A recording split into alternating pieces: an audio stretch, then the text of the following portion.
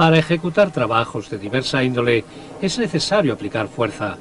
La energía necesaria para el funcionamiento de equipos y maquinaria suele ser proporcionada por motores.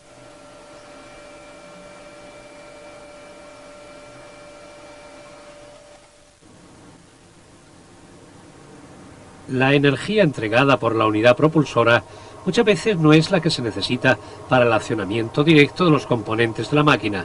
En este caso, por ejemplo, el árbol propulsor del diésel no puede ser utilizado para mover directamente el sistema del volquete. Un motor eléctrico tampoco actúa directamente sobre la prensa. Ello significa que la energía tiene que ser transformada y transportada hacia el lugar en el que se tiene que ejecutar el trabajo.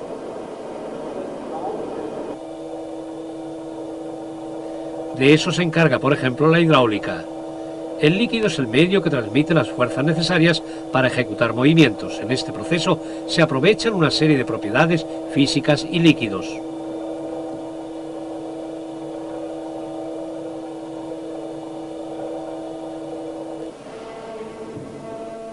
Veamos cuáles son las ventajas más importantes que ofrece la hidráulica. La hidráulica permite la transmisión de grandes fuerzas cuidadosamente dosificadas, tal como se aprecia en el caso de esta prensa.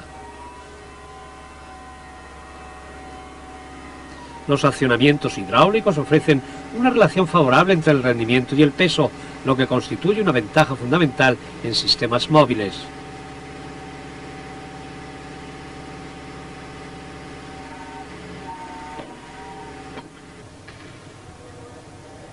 En consecuencia, permite efectuar un posicionamiento preciso, lo que es importante en el caso de ascensores.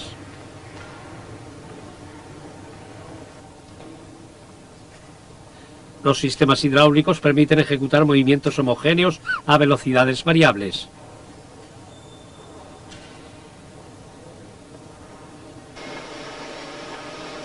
En el caso de esta sierra, por ejemplo, el movimiento de avance es más lento que el de retroceso.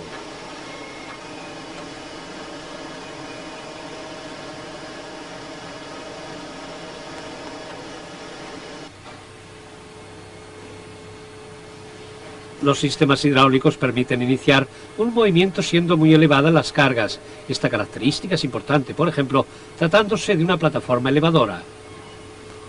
Además, con la hidráulica es fácil prever un sistema de protección de sobrecarga.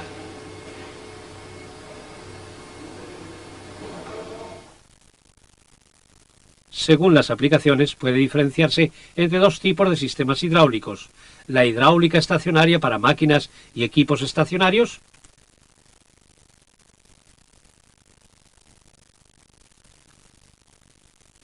la hidráulica móvil utilizada en maquinaria de construcción, vehículos y aviones. Sin embargo, en ambos casos las leyes de la física son las mismas.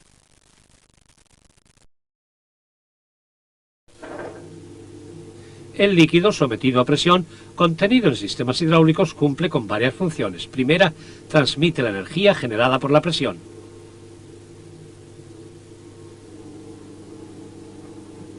Segunda, además se encarga de la lubricación de las piezas móviles. Adicionalmente protege las partes metálicas frente a la corrosión.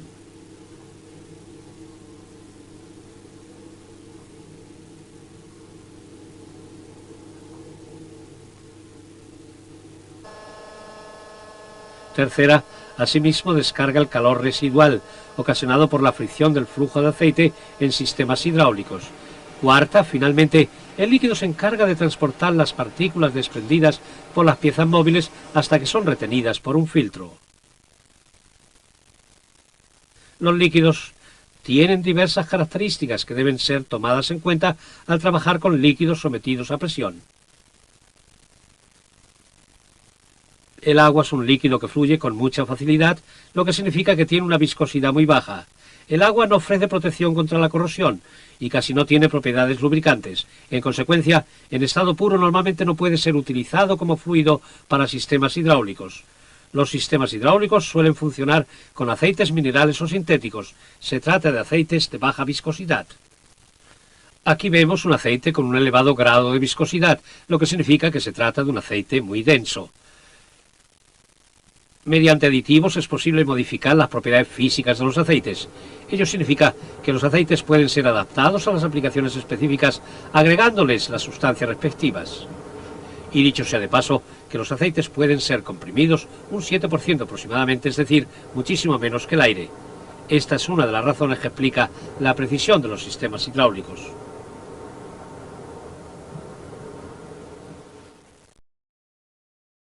En un sistema hidráulico la presión es el factor determinante para la fuerza. La presión es el resultado de una fuerza aplicada sobre una superficie. La fórmula correspondiente es la siguiente: presión P igual a fuerza F dividida por superficie A. Si una presión actúa sobre un líquido que se encuentra en un espacio cerrado, entonces la presión es igual en todas las partes del sistema. O para expresarlo de otro modo, el líquido sometido a la misma presión en todas partes. Este fenómeno fue descubierto por Blaise Pascal en el siglo XVII, dando origen a la ley de Pascal. Al respecto, veamos el siguiente experimento. La presión es la misma en todos los tubos, por lo que el nivel del líquido es igual en todos ellos.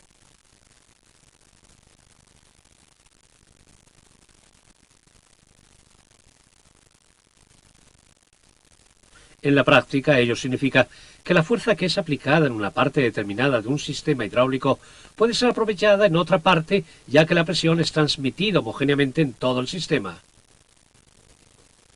En consecuencia, el líquido funciona como un vástago mecánico de un cilindro. La velocidad del trabajo ejecutado por un sistema hidráulico es determinada por el caudal volumétrico. El caudal volumétrico es la cantidad de líquido que fluye durante una unidad de tiempo a través de un conducto. La fórmula correspondiente es la siguiente: caudal volumétrico Q igual a volumen V dividido por el tiempo T.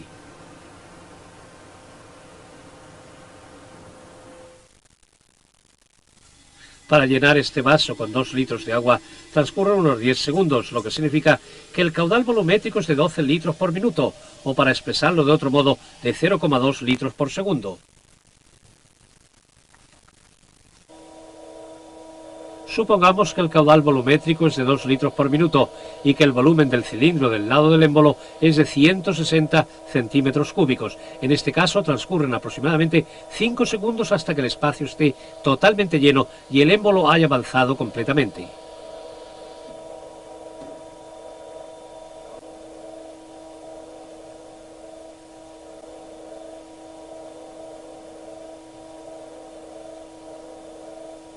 Si no obstante el caudal volumétrico es de 4 litros por minuto, el émbolo avanza en la mitad del tiempo. De este modo es posible regular la velocidad del funcionamiento de los sistemas hidráulicos.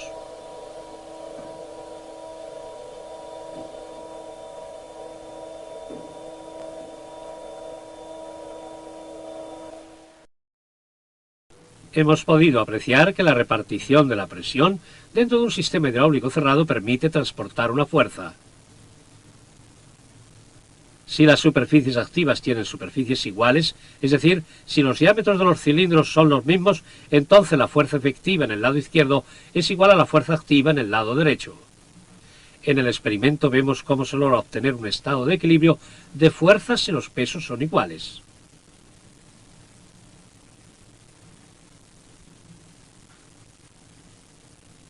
Pero si la relación entre las superficies activas es de, por ejemplo, 1 a 3, entonces puede sostenerse una carga 3 veces superior, obteniéndose nuevamente un estado de equilibrio. Ello significa que en un sistema hidráulico es posible obtener una transmisión capaz de aumentar o disminuir la fuerza. Lo mismo se aplica en el caso del recorrido. Estos dos cilindros tienen émbolos de superficies iguales. Si el émbolo de la izquierda es presionado un tramo determinado hacia abajo, el de la derecha sube la misma distancia. Pero si el cilindro de la derecha tiene un émbolo con una superficie 3 veces superior, entonces su recorrido será 3 veces menor en comparación con el tramo que recorre el de la izquierda. De este modo es posible mover grandes masas con un esfuerzo relativamente pequeño. Así sucede en el caso de la plataforma elevadora hidráulica para automóviles. Por un lado, la fuerza es pequeña y el recorrido grande, mientras que en el lado en el que actúa la carga, la fuerza es grande y el recorrido pequeño. En un sistema hidráulico también es posible modificar la relación de la transmisión de la presión. En el ejemplo que aquí se muestra, la parte izquierda del cilindro está sometida a una presión de 50 bar. Así se obtiene una fuerza que por supuesto también actúa en el lado derecho, pero ya que ahí la superficie del émbolo es la mitad, más adelante entraremos en más detalles, la presión se multiplica aproximadamente por 2, llegando a más o menos 90 bar.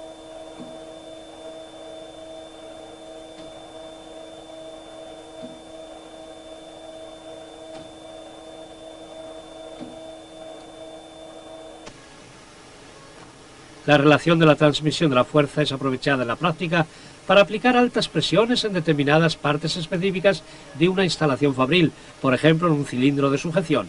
De este modo es posible ahorrar los elevados costes generados por un sistema de alta presión. En un sistema hidráulico hay pasos con amplitudes diferentes. Dado que en todas partes del sistema existe el mismo caudal volumétrico, la velocidad del flujo tiene que ser superior en las partes más estrechas. Si la velocidad del flujo es inferior a 4 hasta 6 metros por segundo, el líquido avanza homogéneamente, aunque su velocidad es ligeramente superior en el centro de los tubos. Este fenómeno es denominado corriente laminar. En un estrechamiento, es decir, en una zona de estrangulamiento, aumenta la velocidad del flujo. Esto tiene como consecuencia la formación de turbulencias y una pérdida de presión. Cuanto mayor es la velocidad del flujo, tanto mayor es la pérdida de presión. Nuestro experimento lo demuestra muy claramente. En el tubo del medio, por encima del estrechamiento, la columna de agua es la más pequeña, lo que significa que ahí la presión es la más baja. En casos extremos, la caída de presión puede ser tan alta que es posible que se forme una depresión. En este caso se forman burbujas a causa de aire que se desprende del aceite. Cuando se vuelven a romper a causa de un repentino aumento de la presión detrás de un estrechamiento, es posible que en esta zona de paso se desprendan minúsculas partículas del material. De este modo se desgasta el material, pudiendo incluso quedar totalmente inutilizado. Este fenómeno es denominado cavitación y en la práctica se pone de manifiesto especialmente en los taladros de las piezas, en los perfiles de mando de las válvulas, es decir, en todas aquellas partes donde termina un estrechamiento. En el momento en que las burbujas son comprimidas de golpe al aumentar repentinamente la presión, aumenta la temperatura considerablemente. Si la temperatura llega a ser superior a los 830 grados centígrados, incluso es posible que se produzca una autodetonación, tal como sucede con los motores diésel. Así se originan pequeñas ondas de choque que repercuten en todo el sistema y que hacen envejecer el aceite más rápidamente.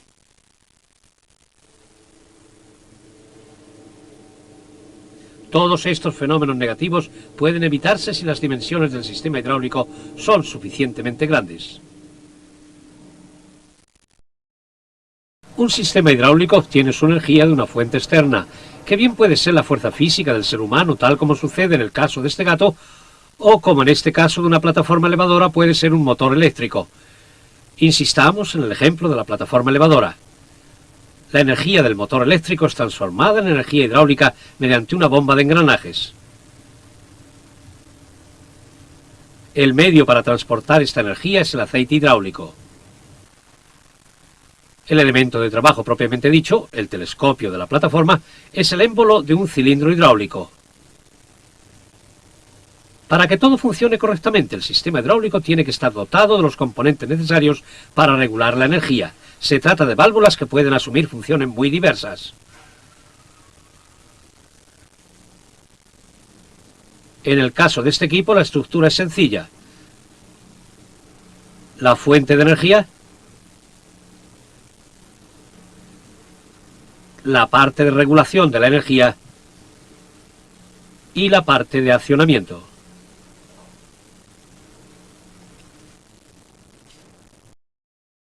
En el grupo correspondiente a la fuente de energía, la energía mecánica es transformada en energía hidráulica y además es acondicionado el líquido del sistema. Los componentes principales de este grupo son el motor, la válvula de seguridad, el depósito de aceite y la bomba. Aquí apreciamos una bomba de engranajes exteriores. Esta bomba es capaz de generar una corriente continua de líquido y funciona de la siguiente manera. La cámara de aspiración está conectada al depósito de aceite. Cuando giran las dos ruedas dentadas, cada vez que un diente abandona su encaje, aumenta ligeramente el volumen de la cámara. De esta manera va generándose una depresión en la cámara de aspiración, con lo que el aceite del depósito es succionado hacia dicha cámara. Los vanos entre los dientes son los espacios encargados de transportar el aceite hacia la cámara de presión. Los dientes que están encajados evitan que el aceite retorne por el centro. A continuación, el aceite pasa de la cámara de presión hacia el conducto en la medida en que va siendo desplazado por el aceite, que sigue siendo transportado por el sistema de ruedas dentadas. Sin embargo, en un primer término, la bomba no genera presión, sino solamente un flujo del líquido. Solo cuando el líquido se encuentra con una resistencia, por ejemplo un obstáculo en el tubo o una carga, como en el caso de la plataforma elevadora, se va generando una presión. Si la presión es superior a la resistencia de la carga, empieza a avanzar el émbolo hasta alcanzar su posición final.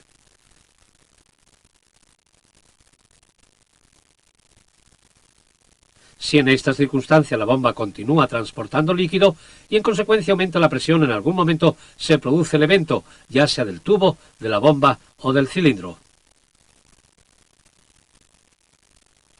Una válvula limitadora de presión se encarga de evitar este desenlace. Dicha válvula regula en función de la presión máxima de la bomba, es decir, únicamente deja libre el paso si dicha presión es máxima, con lo que el aceite es guiado nuevamente hacia el depósito. Por lo general, esas válvulas conforman una unidad con un manómetro. Esta bomba de engranajes exteriores genera un caudal volumétrico constante. En consecuencia, se trata de un sistema de bomba de caudal constante. El depósito de aceite cumple con varias funciones. En primer lugar, contiene el aceite que necesita el sistema, y además se encarga de acoger el aceite sin presión que proviene del sistema. En segundo lugar, en él se enfría el aceite. Además, en su interior también tienen que segregarse las partículas en suspensión, el agua y el aire. Para ello es necesario que el aceite esté el tiempo suficiente en el depósito. En consecuencia, este tiene que ser suficientemente grande. Antes de que el aceite fluya nuevamente del depósito hacia el sistema, pasa por un filtro, en el cual se retienen las impurezas residuales. Aproximadamente un 70% de los fallos sufridos por sistemas hidráulicos se deben a impurezas contenidas en el aceite. Por ello es muy importante cambiar el cartucho de los filtros cuando sea necesario. A propósito de filtros, los hay incorporados en el conducto de aspiración o los tubos sometidos a presión o también en el tubo de retorno. Existen unidades de accionamiento hidráulico capaces de transformar la energía hidráulica en un movimiento lineal. Se trata de los cilindros.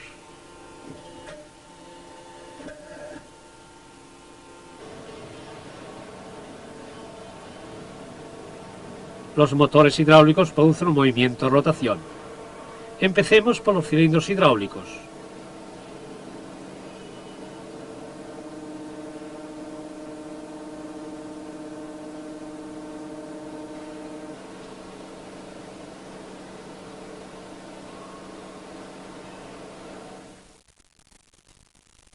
El cilindro de simple efecto. Aquí vemos un cilindro de simple efecto con su respectivo símbolo. Vemos que está dotado de una conexión para el conducto de servicio. Observemos cómo funciona. Cuando fluye aceite hacia la cámara, se genera una presión de trabajo y el émbolo avanza. Este cilindro únicamente puede trabajar en una dirección. Aunque ahora baje la presión, no pasa nada. El émbolo solo vuelve a retroceder cuando se aplique sobre él una fuerza desde fuera. Dicho sea de paso, el émbolo no es capaz de separar al 100% las dos cámaras del cilindro. Así, en el transcurso del tiempo, va entrando algo de aceite en la cámara que no está sometida a presión. Este aceite es guiado hacia el depósito a través de un tubo para aceite de fuga.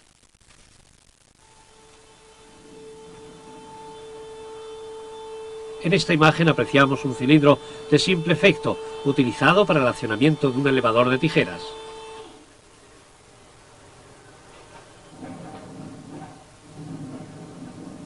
La recuperación de la posición normal está a cargo de una fuerza exterior, en este caso originada por el peso de la plataforma. Algunos cilindros de simple efecto están dotados de un muelle para retroceder. Estos cilindros, que presionan al avanzar, retroceden por efecto de la fuerza del muelle.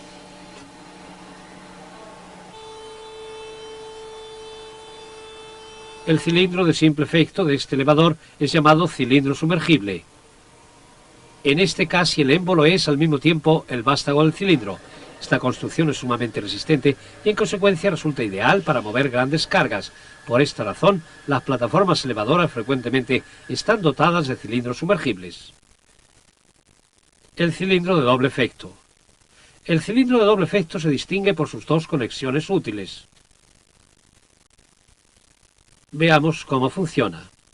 El cilindro de doble efecto es sometido a presión alternadamente en ambos lados para ejecutar los movimientos de avance y retroceso. Ello significa que puede ser utilizado para realizar trabajos en ambas direcciones, es decir, para empujar y tirar.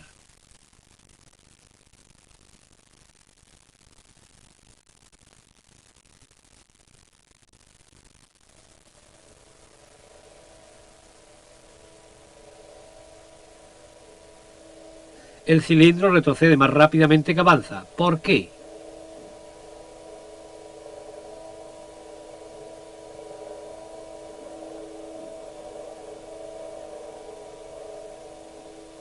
Aquí vemos por qué.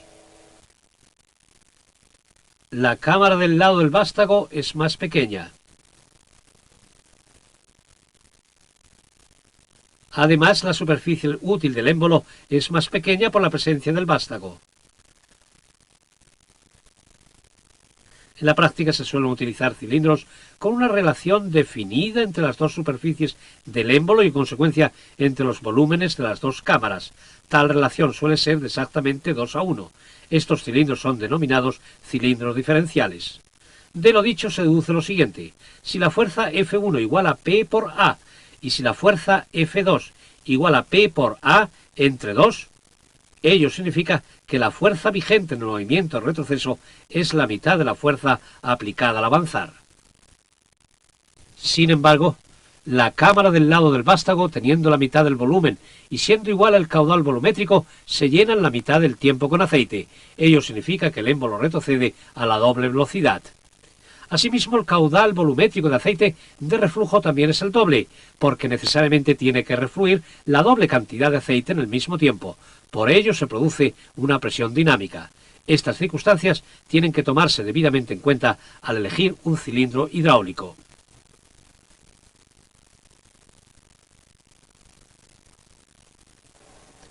En el caso de este cilindro especial para una prensa, el vástago casi tiene el mismo diámetro que el émbolo.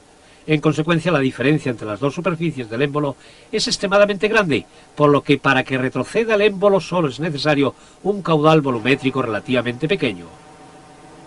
La velocidad del émbolo tiene que ser igual en ambos lados en este sistema de dirección hidráulica, ya que los movimientos tienen que poder ejecutarse con la misma rapidez hacia la derecha o hacia la izquierda.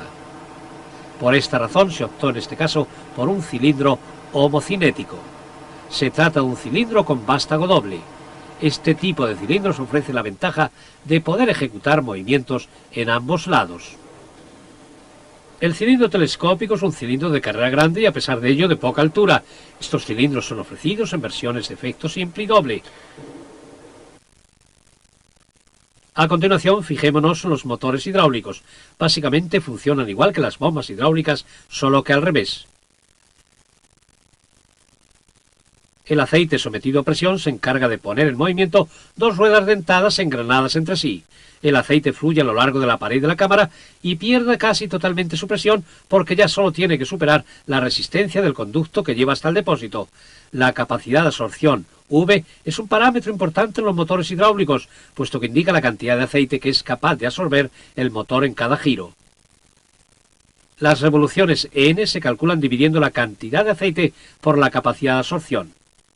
Además, cuando se efectúan cálculos relacionados a instalaciones hidráulicas, siempre deberán tomarse en cuenta las fugas de aceite. Este motor hidráulico ejecuta los movimientos del carro de una grúa pórtico, para lo que transforma la energía hidráulica en energía mecánica, desarrollando un movimiento giratorio.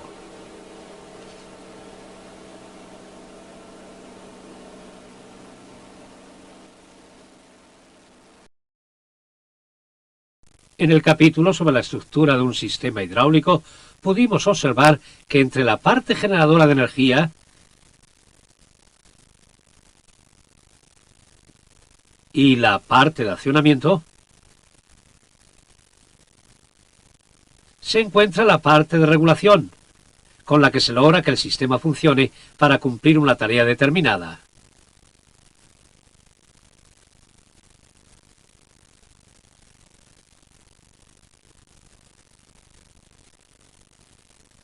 Las válvulas se encargan de regular el flujo de la energía, es decir, la corriente de aceite. Ello significa que son el eslabón que une la fuente de energía y las unidades de accionamiento, abriendo paso o cerrándolo, guiando el flujo del aceite, regulando el caudal volumétrico y determinando la presión del aceite. Las válvulas pueden ser de asiento,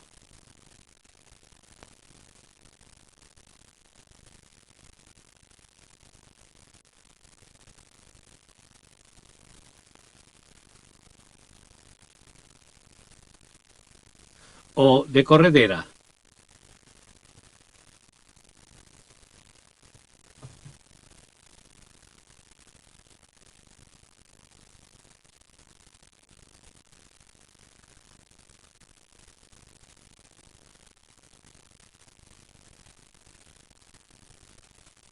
En el caso de las válvulas de asiento, el paso queda cerrado por acción de un cono o una bola que son presionados contra el asiento. Las válvulas de asiento cierran herméticamente. Por lo general son válvulas de 2 y de 3 vías.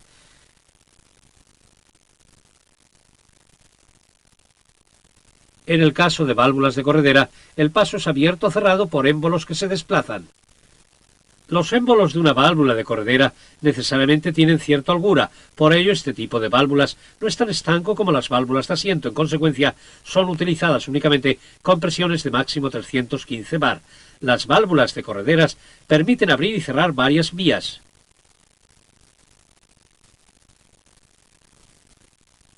Las válvulas hidráulicas pueden ser accionadas de diversas formas, con fuerza física mediante una palanca,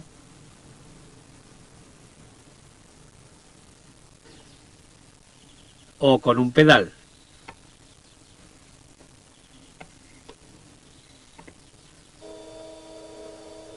Mecánicamente con un rodillo,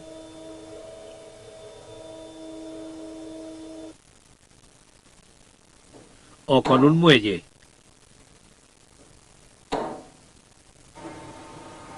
O también eléctricamente, como sucede en el caso de estas electroválvulas.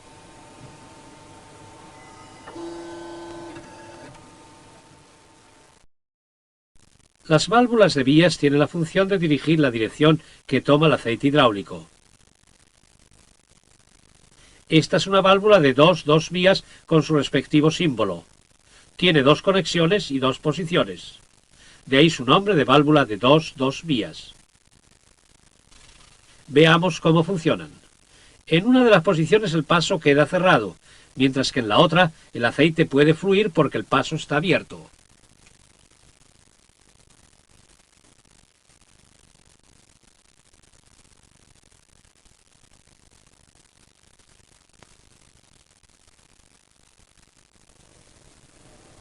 Esta válvula de dos vías es utilizada para el funcionamiento de un elevador de tijera. La válvula abre el paso entre el cilindro de simple efecto y el depósito. Entonces la carga exterior puede presionar sobre el émbolo del cilindro hasta que éste se encuentre en su posición final inferior.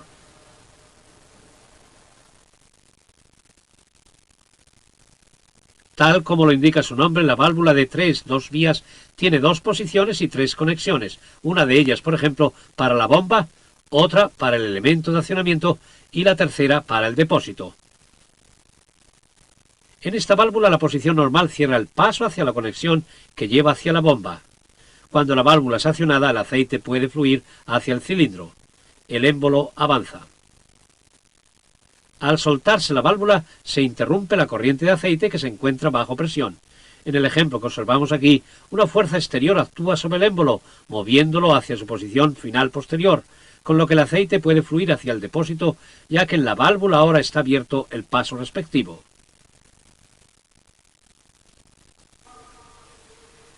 Veamos un ejemplo práctico. Si conmuta la válvula de dos vías, el aceite puede fluir desde el cilindro de simple efecto hacia el depósito. El cilindro retrocede.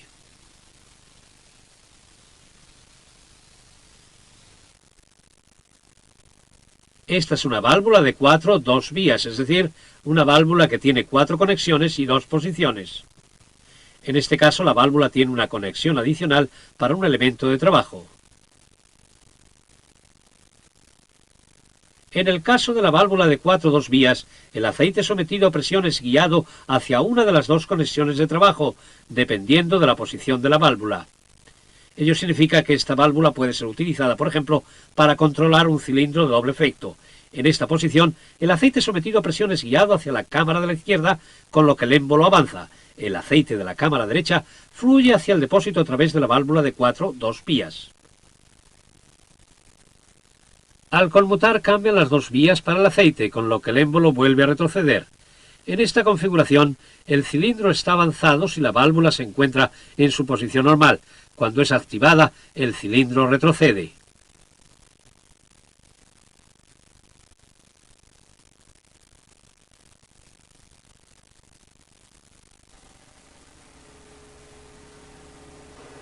Lo mismo sucede en este caso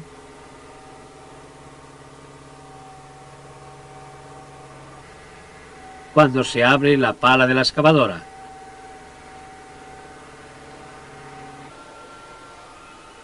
Con esta válvula de 4-2 vías sucede lo contrario. En su posición normal el cilindro está retraído y avanza si la válvula es accionada.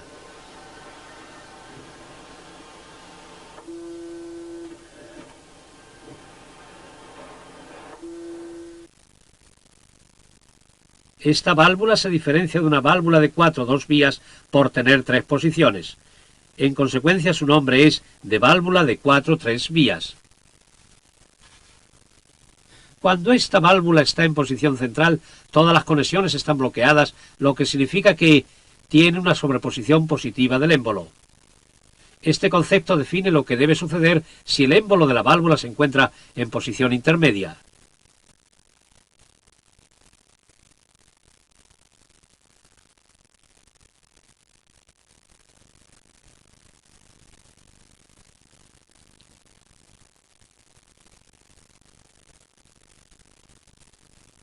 Esta válvula permite detener e invertir el movimiento del émbolo en cualquier parte de su recorrido.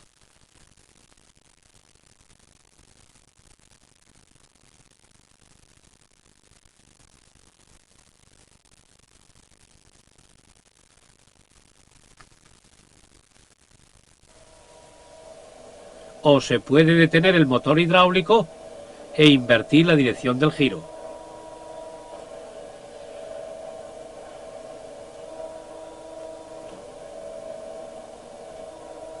Este es el símbolo de una válvula de 4-3 vías con sobreposición positiva del émbolo. Esta válvula tiene una sobreposición negativa del émbolo. Se puede apreciar que el émbolo de mando no cierra los taladros de alimentación y descarga cuando está en su posición central. Todos los conductos están conectados entre sí. Esta sobreposición del émbolo es necesaria si, por ejemplo, el émbolo de un cilindro de doble efecto tiene que ser movido desde fuera. Ello es factible únicamente porque las cámaras de la izquierda y de la derecha casi no están sometidas a presión. Una sola válvula de posiciones múltiples puede ofrecer sobreposiciones positivas y negativas del émbolo. La combinación que se elija depende de la aplicación concreta en cada caso.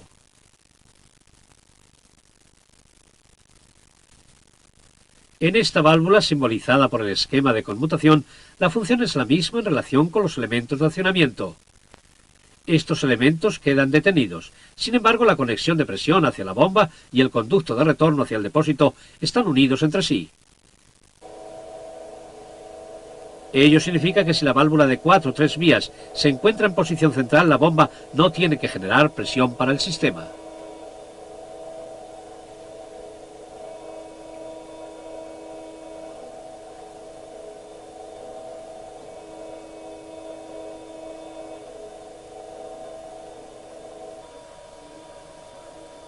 Este experimento tiene la finalidad de explicar, además, otra característica de las válvulas de vías, la superposición de conmutación.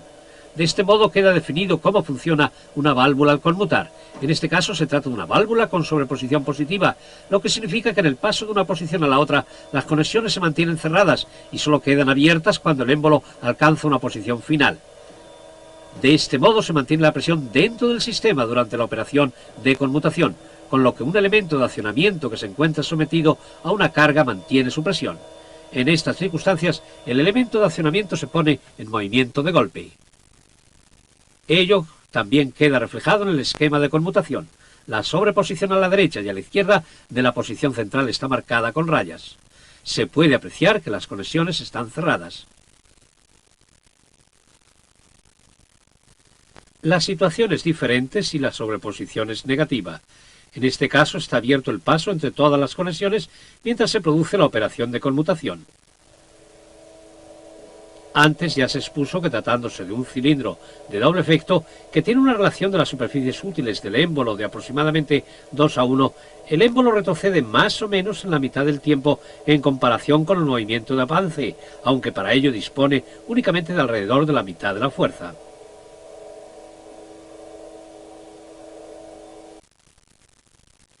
Si se desea que las condiciones sean las mismas durante el avance y el retroceso, es posible configurar un circuito diferencial recurriendo a una válvula de 3-2 vías. El conducto de la cámara en la que se encuentra el vástago no es conectado a la válvula tal como suele ser normal, sino que es unido al tubo sometido a presión entre la bomba y la válvula. Se puede apreciar que por esta razón en el lado del vástago siempre se dispone de la máxima presión existente en el sistema. Una vez que la válvula es accionada, la bomba genera presión también en la cámara de la izquierda. El émbolo se mueve porque la superficie útil es mayor en este lado que en el lado opuesto. En consecuencia, fluye aceite adicional de la cámara derecha hacia la cámara izquierda. De este modo, se obtiene un caudal volumétrico mayor compuesto de la cantidad proveniente de la bomba y del aceite de retorno. El caudal volumétrico es igual en ambos casos, por lo que el émbolo avanza duplicando su velocidad, alcanzando la misma velocidad que tiene al retroceder, aunque con tan solo la mitad de la fuerza.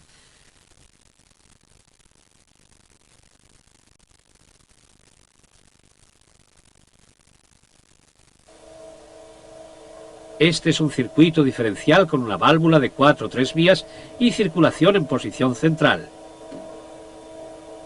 En estas condiciones el émbolo retrocede rápidamente.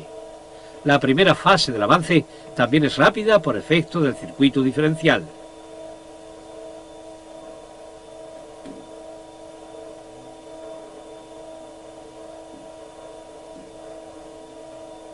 Pero en la segunda fase el émbolo continúa avanzando a la mitad de la velocidad.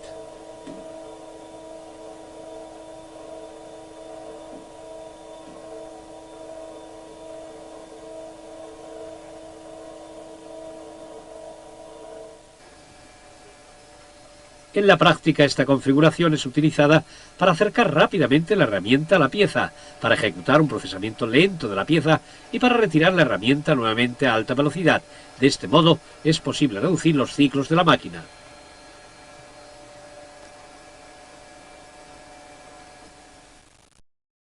Las válvulas de bloqueo permiten que el aceite fluya únicamente en una dirección y evitan que lo haga en la dirección contraria. Las válvulas unidireccionales siempre son válvulas de asiento, puesto que éstas cierran más herméticamente. El elemento encargado de bloquear puede estar sometido a una carga o puede no estarlo. Cuando empieza a fluir el aceite, el cono se separa del asiento y el paso queda abierto.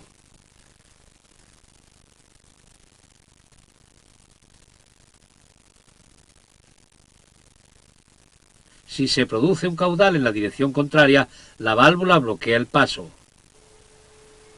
Una válvula unidireccional puede tener la función de mantener una carga en una posición determinada. Ello significa que las fugas de aceite, inevitables normalmente en toda válvula de vías, no tienen efecto alguno sobre el comportamiento del cilindro. En consecuencia, si por ejemplo la plataforma elevadora se encuentra en una posición alta, una válvula de bloqueo se encarga de evitar que el émbolo vaya cediendo lentamente. Pero cuando el émbolo tiene que retroceder, lógicamente tiene que anularse el bloqueo provocado por la válvula unidireccional.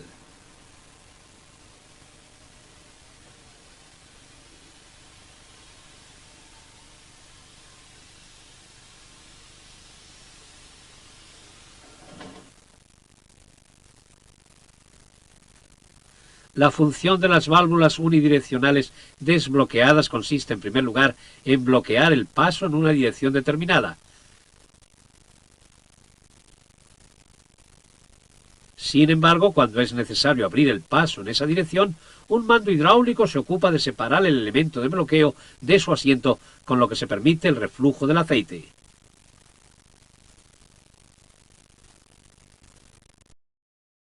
Las válvulas reguladoras de presión son utilizadas para controlar y regular la presión del aceite en sistemas hidráulicos o en partes de ellos.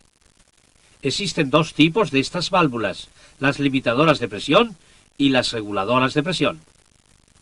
Las válvulas limitadoras de presión tienen la función de evitar que aumente la presión en el sistema por encima de un valor previamente definido. Funcionan así.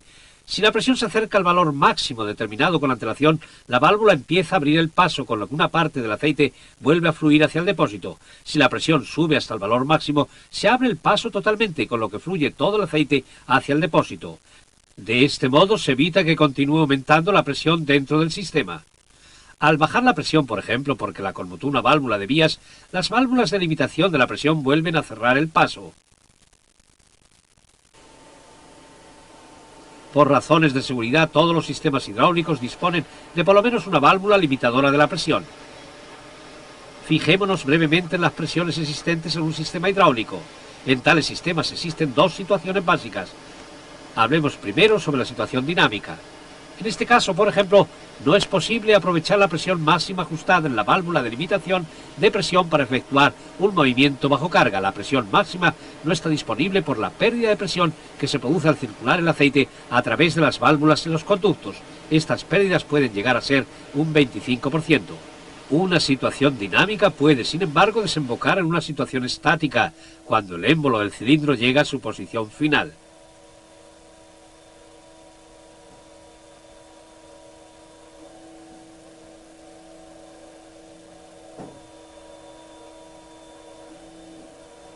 Ello significa que el sistema tiene su mayor capacidad de rendimiento cuando ha finalizado el trabajo, en este caso el movimiento de elevación.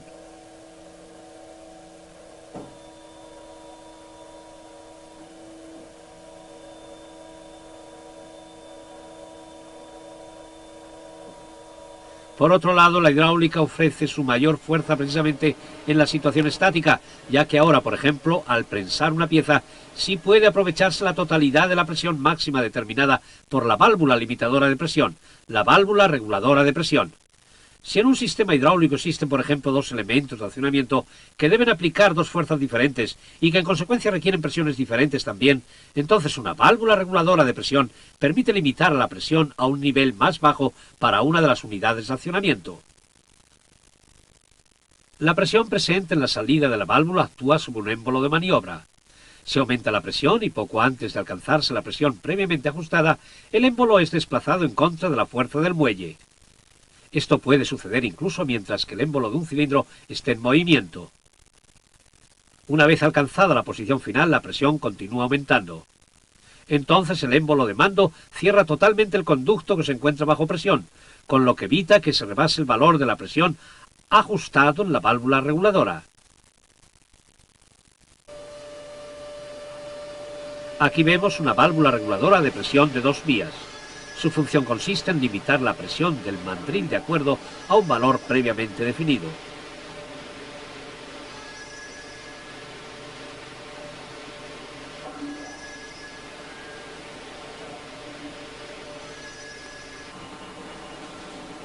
Si esta máquina estuviera dotada de una válvula reguladora de presión de dos vías, cambiaría la presión mientras que las roscas están en movimiento, lo que por supuesto no se desea. En consecuencia, basta con combinar las funciones de una válvula reguladora de presión de dos vías con las de una válvula limitadora de presión, con lo que se obtiene una válvula reguladora de presión de tres vías capaz de mantener constante la presión durante la operación de trabajo. Los picos de presión que se producen en el sistema tienen como consecuencia que el émbolo de maniobra de la válvula reguladora de presión de tres vías deje abierto el paso del conducto de trabajo hacia el depósito. De este modo se reduce el excedente de presión y es posible evitar que se supere la presión máxima definida con anterioridad. El control de la velocidad de trabajo de los elementos de accionamiento de un sistema hidráulico está a cargo de válvulas reguladoras de caudal combinadas con una válvula limitadora de presión. Esta combinación incide en el caudal volumétrico, el cual constituye el parámetro decisivo para la velocidad de la operación de trabajo.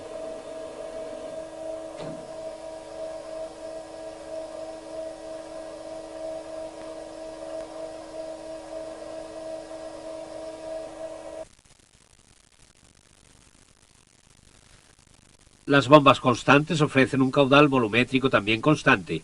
Ello significa que una reducción de la sección únicamente provocaría un aumento de la velocidad del flujo y, por supuesto, un aumento de la presión en la zona de estrechamiento. Esta situación no es deseable, ya que el caudal volumétrico no varía en este caso.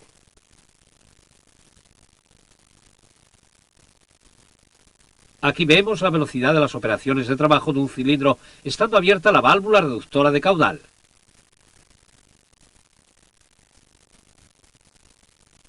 Si aumenta la resistencia por efecto de dicha válvula de estrangulamiento, aumenta la presión en el conducto antepuesto a ella.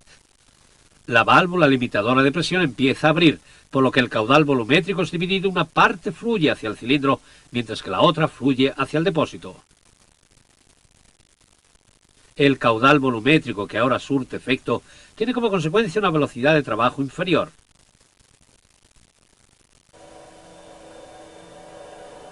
Aquí vemos otro efecto que tiene una válvula reductora del caudal. Cuanto mayor es la carga, tanto más lento es el movimiento de avance.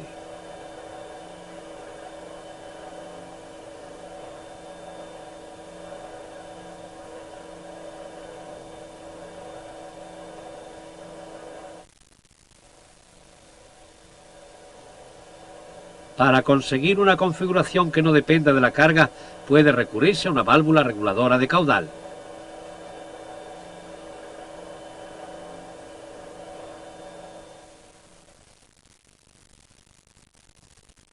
Este tipo de válvula está constituido por un reductor de ajuste y un reductor de regulación. Con el reductor de ajuste se puede determinar el caudal volumétrico y, en consecuencia, la velocidad del émbolo. Al aumentar la carga en el lado de la salida, aumenta ahí la presión. Esta presión actúa sobre el reductor de regulación conjuntamente con la fuerza del muelle. Entonces el reductor deja abierto el paso con el fin de compensar la mayor resistencia. De este modo, la presión de salida mayor no actúa sobre la válvula limitadora de presión, evitándose que se produzca una modificación del caudal volumétrico. A continuación veamos un ejemplo. El torno tiene que funcionar independientemente de la carga, ya que si el avance no es constante, se obtendría un resultado desigual. La válvula reguladora de caudal procura una velocidad constante del movimiento de avance.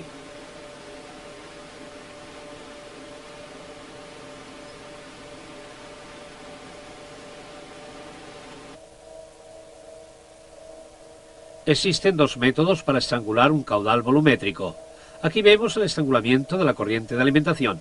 El estrangulamiento del conducto de alimentación utilizado para que avance el cilindro provoca un calentamiento del aceite. Sin embargo, si el aceite está caliente, disminuye la precisión del movimiento del émbolo del cilindro.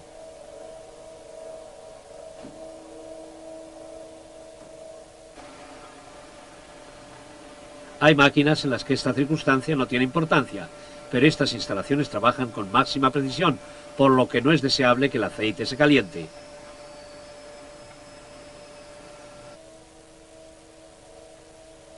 En estos casos se instala un estrangulamiento en el conducto de reflujo.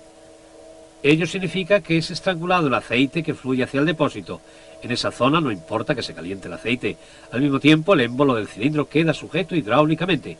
En esta situación debe tomarse en cuenta que la relación entre las superficies de ambos lados del émbolo provoca una multiplicación de la presión. Ello significa que el sistema tiene que estar concebido para resistir las correspondientes altas presiones. En principio, todos los sistemas hidráulicos son iguales, sin importar si son sencillos o complicados.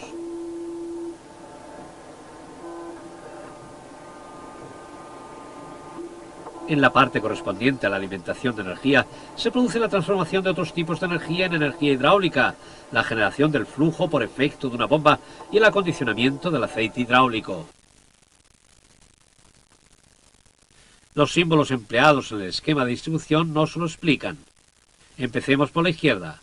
Manómetro, debajo la válvula limitadora de presión en la que se ajusta de modo fijo la presión máxima de la bomba. La bomba con el correspondiente motor y el filtro. Debajo se encuentra el depósito. En la parte superior se encuentra además la válvula limitadora de presión utilizada para ajustar la presión que es necesaria en el sistema. Aquí apreciamos una representación simplificada, la alimentación de energía en la válvula limitadora de presión para la presión en el sistema y el depósito. En la parte correspondiente al control de la energía, el aceite hidráulico que se encarga de transmitir la energía es adaptado a las necesidades específicas determinadas por las diversas partes del sistema. Dirección del caudal, nivel de presión y volumen del flujo. Las válvulas se encargan de las operaciones de regulación. Se trata de válvulas de vías, válvulas reguladoras de presión, válvulas reguladoras de caudal y válvulas de bloqueo. Aquí podemos apreciar la representación esquemática de la parte del control de la energía. Podemos distinguir que los conductos de retorno hacia el depósito están indicados mediante un símbolo en la válvula correspondiente. Ello significa que estos conductos no aparecen completos en el esquema. Finalmente nos queda la parte de los actuadores, en la que se lleva a cabo el trabajo como tal. En realidad también se trata de una transformación de la energía, ya que la energía hidráulica es convertida en energía mecánica. Con la parte de accionamiento queda completo nuestro esquema de distribución. El esquema nos ofrece una información detallada y precisa sobre la estructura y el funcionamiento de todo el sistema. Sus datos son claros, dando igual si se trata de un sistema hidráulico complicado o sencillo. Recordemos cuáles son las ventajas que ofrecen los sistemas hidráulicos. Posibilidad de aplicar grandes fuerzas, gran precisión, ajuste y regulación exactos de las fuerzas y de las velocidades, entre muchas otras. Estas características indican que los sistemas hidráulicos son idóneos para ser utilizados en muchos ámbitos de la tecnología más moderna.